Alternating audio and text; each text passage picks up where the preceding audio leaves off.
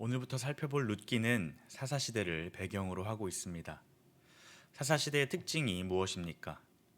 사사기 마지막 절에서 밝히고 있는 것처럼 하나님의 백성들이 말씀을 떠나 자신의 소견에 옳은 대로 행하는 그런 시대였습니다.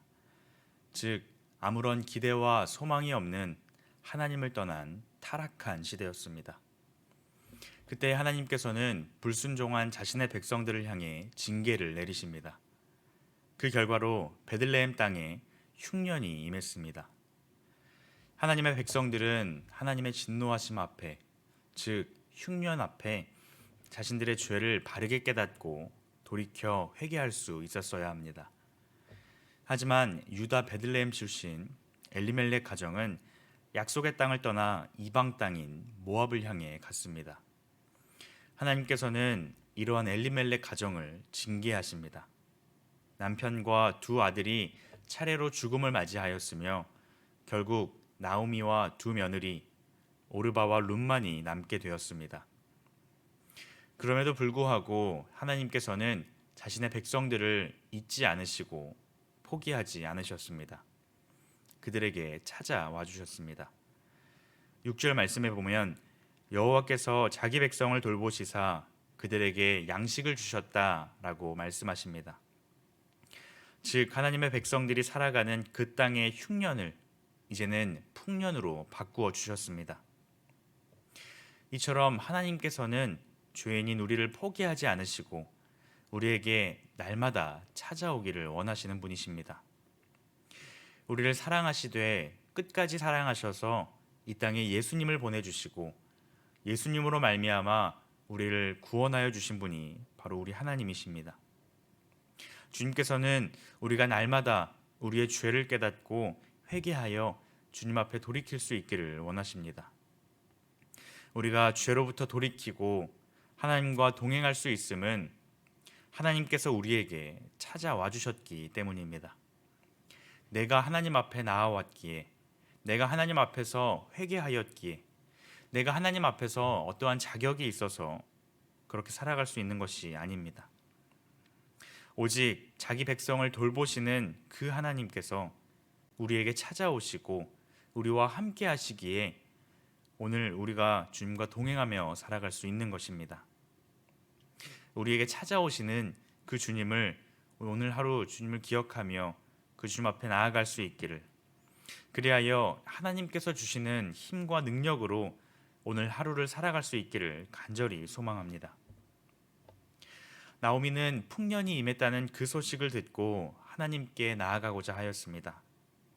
즉 하나님의 말씀 앞에 회개하여 하나님께로 돌아온 것입니다. 나오미는 이제 남편을 잃은 두 며느리를 각자의 고향으로 돌려보내고자 하였습니다. 남편을 잃은 두 며느리가 자신의 땅으로 돌아가 새로운 남편을 얻어 새롭게 살아갈 것을 권고했습니다. 첫 번째 권고에 두 며느리는 그럼에도 끝까지 나오미를 따르겠다 고백하였습니다. 그러자 나오미는 다시 한번 설득하였고 결국 첫째 며느리 오르바는 자신의 백성과 그 땅의 이방 신에게로 돌아가겠다고 선택하였습니다.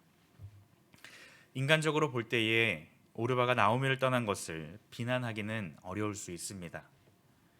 하지만 분명한 것은 자기 백성과 이방 신들을 선택했다는 점입니다. 하지만 룻은 어떠합니까? 룻은 끝까지 나오미를 붙잡았습니다. 룻은 단순히 남편과 시어머니에 대한 인간적인 의리로서 따른 것만이 아닙니다. 16절과 17절에서 룻은 이렇게 고백합니다. 어머니께서 가시는 곳에 나도 가고 어머니께서 머무시는 곳에 나도 머물겠나이다. 어머니의 백성이 나의 백성이 되고 어머니의 하나님이 나의 하나님이 되시리니 어머니께서 죽으시는 곳에서 나도 죽어 거기 묻힐 것이라. 만일 내가 죽는 일 외에 어머니를 떠나면 어머니께서 내게 벌을 내리시고 더 내리시기를 원하나이다 하는지라. 가시는 곳, 머무는 곳, 죽는 곳, 이 모든 결심의 중심에는 이스라엘 백성과 하나님을 선택한 룻의 신앙이 자리하고 있습니다. 오르바가 실패했던 그 자리에서 룻은 하나님에 대한 온전한 믿음을 고백하고 있습니다. 룻은 오르바와 같이 그 백성과 이방 신들을 따르지 않고 오직 하나님만을 믿고 따르겠다는 믿음의 고백을 하고 있습니다. 과부이며 이방 여인이었던 룻은 현실의 상황을 바라보기보다는 믿음으로 하나님을 바라보고 그 하나님을 따르기로 작정한 것입니다. 사랑하는 성도 여러분, 오늘 우리는 어떠합니까? 현실의 문제 앞에 우리는 무엇을 선택해야 할까요? 세상은 끊임없이 우리의 상황과 환경만을 바라보라 말합니다. 하지만 우리는 모든 상황과 문제를 다스리시는 그 하나님을 믿음으로 바라보며 그 하나님을 온전히 신뢰하며 따를 수 있어야 합니다. 우리와 함께 하신 하나님을 신뢰하여 믿음으로 끝까지 따르는 우리 모두가 되기를 소망합니다. 나오미와 룻이 베들레헴에 돌아갔을 때에 온 성이 소란스러웠습니다. 나오미의 모습에 반가워하는 사람, 나오미의 불행을 동정하는 사람, 그렇게 될 줄 알았다고 조롱하는 사람 등 다양한 반응이 있었을 것입니다. 이러한 상황에 나오미는 자신의 이름을 바꾸겠다라는 그 말로 자신의 심경을 털어놓고 있습니다. 기쁨이라는 뜻의 나오미를 이제는 쓰다, 괴롭다라는 뜻인 마라로 이름을 바꾸겠다 말합니다. 뒤이어 나오미는 자기에게 벌을 내리신 분이 전능자시다라고 고백합니다. 자신에게 벌을 내리신 분이 하나님이시니 자신의 빈손을 채워주실 분도 오직 살아계신 하나님이시다라는 것을 이 고백 속에서 나오미는 고백하고 있습니다. 나오미가 룻과 함께 돌아온 시기는 풍성한 보리출수의 시기라는 것을 오늘 본문은 말씀하고 있습니다. 베들레헴의 오랜 가뭄이 끝나고 큰 수확이 있을 것을 기대하게 해줍니다. 자신의 잘못을 뉘우치고 베들레헴으로 돌아온 이 두 여인에게도 장차 풍성한 수확이 있을 것을 기대하게 해줍니다.